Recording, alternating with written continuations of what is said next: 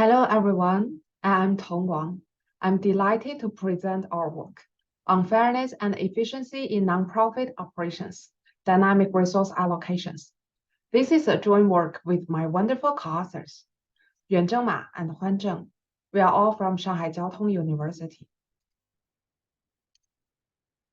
Food banks play critical roles in fighting food insecurity.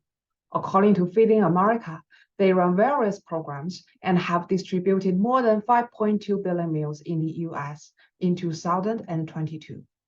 One of the programs is using mobile food pantries to directly deliver food to underserved communities or remote areas. A mobile food pantry with a fixed resource inventory visits communities in a pre-scheduled route, and the decision maker makes the sequential allocation decisions. Here, demand at each community is random, observable only upon arrival of the truck. We are facing two objectives, fairness and efficiency. On one hand, we want to make sure that we save enough resource for the later communities with uncertain demand. And on the other hand, we also want to avoid wasting food. So we might consider giving more to the current community with certain demand. Overall, balancing fairness and efficiency in the presence of random requests from different areas can indeed be complicated. Technically speaking, we have multiple objectives, face random demand, and make sequential allocation decisions. In this paper, we propose two research questions. First, how to manage a dynamic allocation system with fairness and efficiency objectives. Also, we are curious about the price of fairness in sequential allocation problems. We evaluate efficiency through the total waste, and we strive to achieve fairness by minimizing the maximum shortfall in demand among all the communities we serve.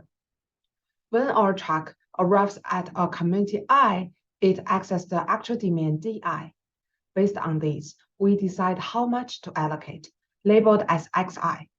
After that, the truck proceeds to the next community I+1 and updates two important variables. Here, SI+1 represents the current available inventory or capacity, and LI represents the maximum demand shortfall observed across all the communities visited so far.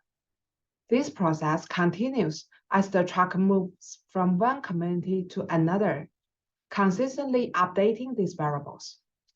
Ultimately, we formulate a dynamic programming model. The part in our formulation pertains to efficiency is represented by the color green, and the fairness part is highlighted in blue. From the boundary condition, we can see that the objective is a balanced combination of efficiency and fairness. Through in-depth theoretical analysis for the Bellman equation or the dynamic programming formulation, we answer the two research questions. First, we fully characterize the structure of the optimal policy as a spoon-shaped two-threshold structure. If the current maximum demand shortfall is smaller than the lower threshold, it's optimal to set the threshold as the shortfall, because the fairness objective dominates in this region. If the current shortfall is greater than the higher threshold, it's more beneficial to reduce waste as maximum shortfall increase, because the efficiency objective dominates in this region. Well, if the current shortfall is at a moderate level, it's optimal to maintain this level. Moreover, we propose an effective two-node heuristic with the structure of the optimal policy. Secondly, for managers grappling with conflicting goals, here is the takeaway. You can boost fairness a lot with just a tiny efficiency cost. We thank the support from National Natural Science Foundation of China and Dr. Bing Li from the Green Food Bank for providing valuable information on the operational details of food distributions. Thanks for watching.